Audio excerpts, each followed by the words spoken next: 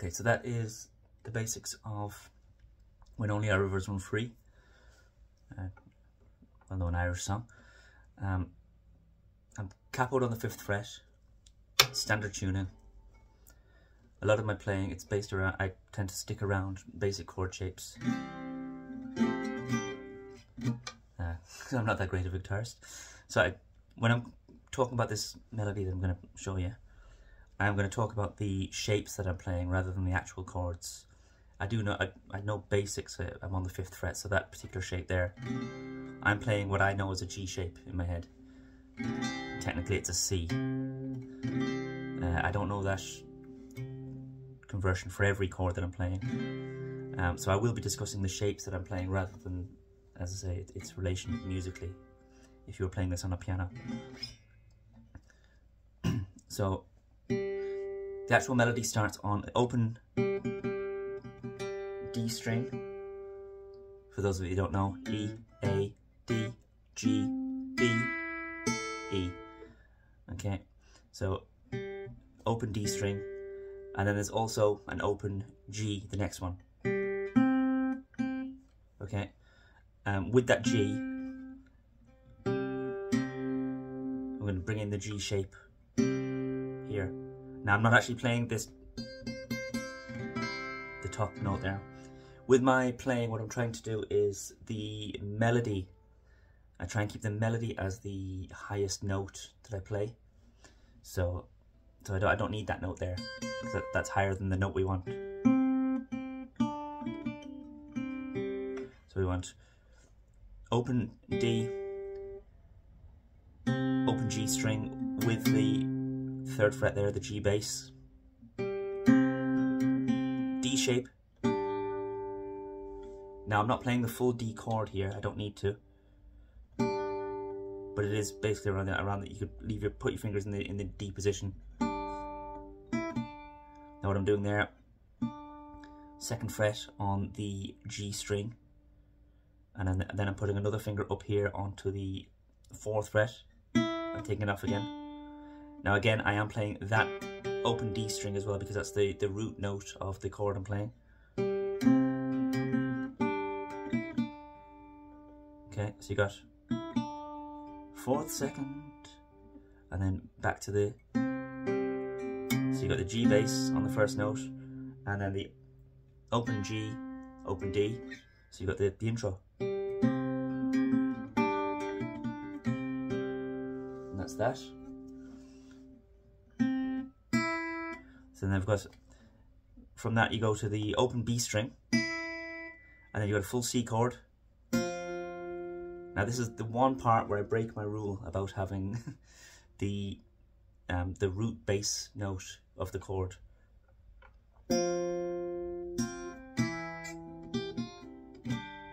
So what I do there is I'm running down from the C, B, so I'm actually going to 2nd fret on the A string. So 3rd fret on the A string is a C note, which is normally what my root note would be. So the chord part of that is C, B bass, D bass. What I'm doing with the melody part is 1st fret on the B string, which again is a C note, but it's our melody line. So we want open, and put my little finger on there, on the 3rd fret on the B string, and then we change to the D shape again, and again I've got my D bass, and then I've got the 2nd fret on the G string, which is an A note. So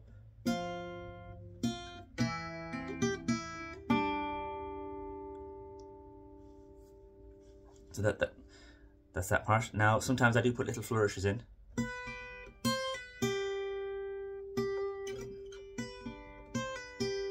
But they're not part of the main melody, so we'll ignore that for now. And they're just kind of things that I do because my hand is already kind of near that position. As I say, because I stick around the chord shapes. So we'll go back to what we've got so far.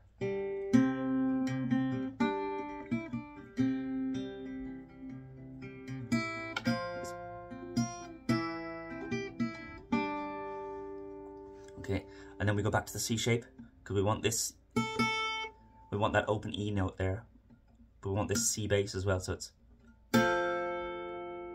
just a normal C shape. Now here's, I usually struggle with this stretch, it's a bit of a weird stretch. Now we want B, which is the second and third frets on the E string. So you got, now I usually bring my first finger across.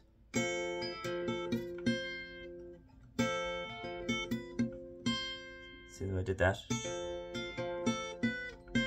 And my little finger comes down to do that third fret there on the E string, which is a G note. So still with the B bass, sorry, with the C bass. So it's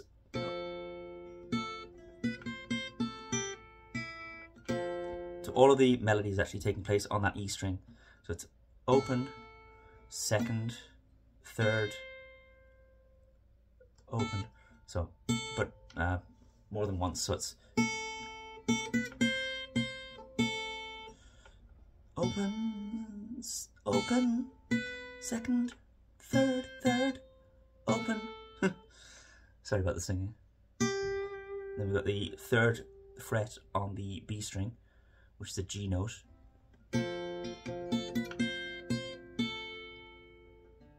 But we're going to do that's part of a G chord. So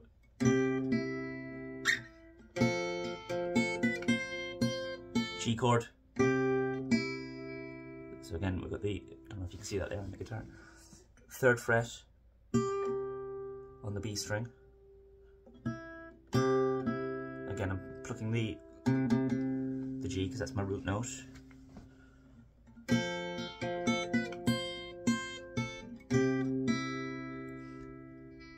Now we're coming up to an E minor chord in a minute. Now to get to the E minor from the G, it's a nice little rundown. In fact, it's not an E minor, we're going to D, sorry. So we're just going G bass, F sharp bass, so it's third fret from your G shape. Just bring that finger over there to the second fret on the E string. Then we're back to the D shape. So you got the D bass, and the melody note here is, which is second fret, fourth fret. Sorry, second, fourth. Then we've got fourth fret on the D string.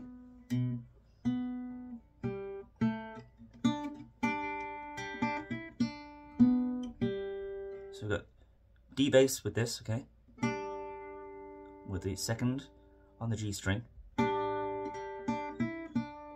That's second, fourth, second. Then we've got fourth on the D string, open D string, and now here's the E minor chord.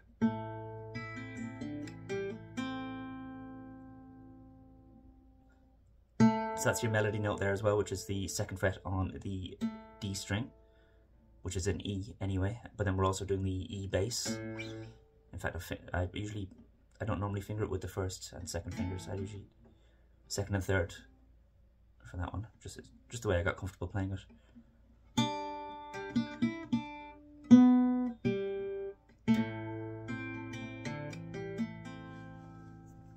And that last little bit there, that last little kind of flourishy part, those little hammer-ons, they're not part of the main melody. So this is the main melody. And then you're waiting for the next bar then. You can do whatever you want there. What I'm doing there is just two successive hammer-ons. Hammer, hammer on the A and D strings respectively. Doesn't matter what you're doing down here because you've got the shape. So as long as you've got the shape of the chord and the main melody's sorted out, those other little notes in between will kind of take care of themselves because they're already in tune with what you're playing. That's another advantage of playing around the chord shapes. So once you've done that bit, it goes to C, and Again, our melody note here is the open E string.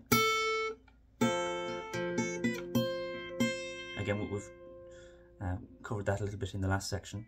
So it's open, second, third, keeping that finger on the third fret of the A string, which is your root note, your C note. G chord again. So you got the, again, third fret on the B string, and then open. And then back to the C. Now this is where it changes. See, sometimes I don't finger it properly. Now what we're doing here is I'm going to slide my little finger from that third fret up to the fifth fret for the melody.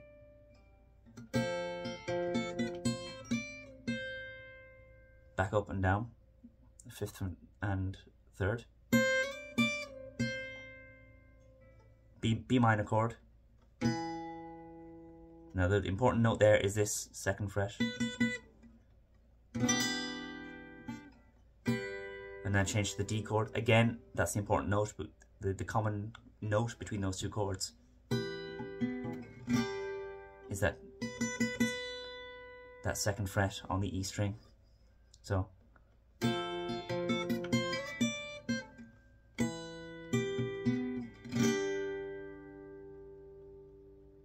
then this is part of the melody as well. You got third, put the little finger under on the third fret, still on your G shape. So again, it's just little third fret, and pull it off again, because you still got the D shape, so you still got the finger there on the second fret. C chord again. All I'm doing there is, again, melody is open E string, and then little finger comes on to do the third fret on the B string. I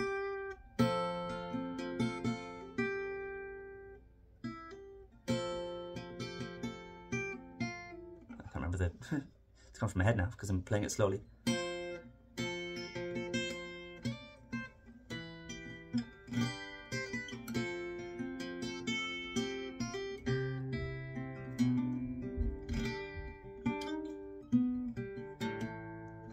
Okay, so you've got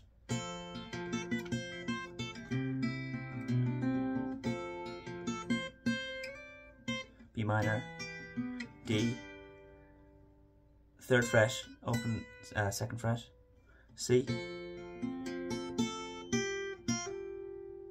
which is just, the melody part is open E, little finger comes onto the third fret of the B string,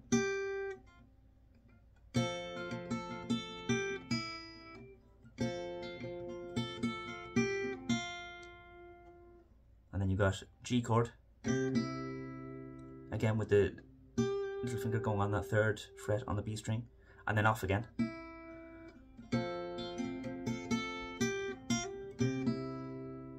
Now what you can do there is that little hammer on like I did there.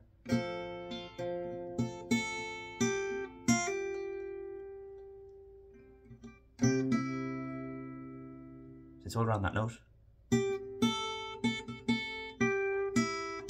Oh, sorry.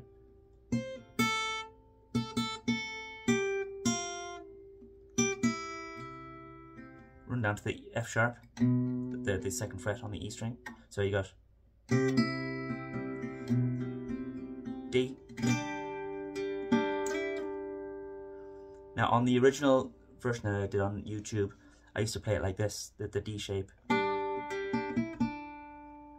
and just bring my finger up. So from second fret to fourth for the melody there, that's on the G string. Now what I've started doing recently is sliding that part up near the end, just as a variation in the arrangement. So you got,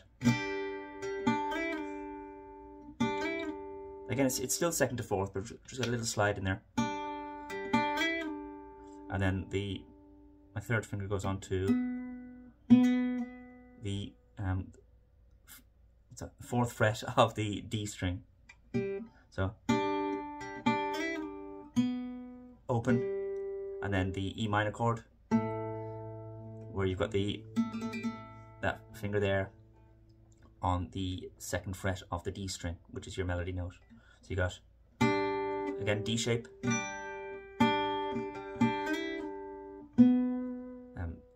4th fret on the D string, open D string. I usually hammer this as well, so it's open D string, and then you put your finger into the E minor position. But it's the D string is the melody line for both notes. And that should be it. And then you just get your little flourishes, little hammer-ons. So hopefully all together it should sound like this.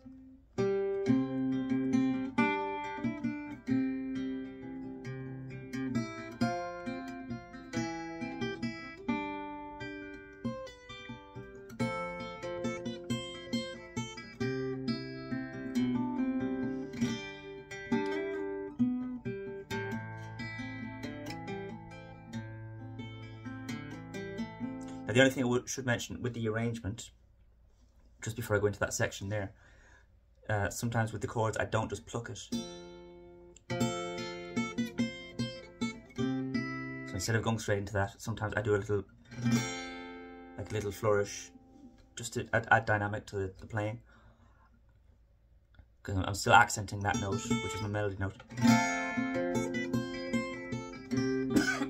Excuse me.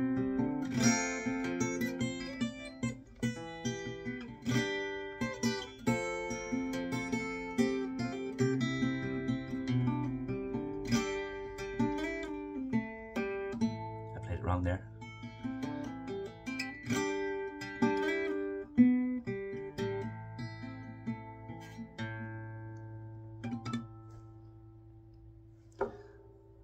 Okay, hopefully that'll help some of you. It's not the most orthodox way of breaking it down, but let me know what you think. All right, thank you.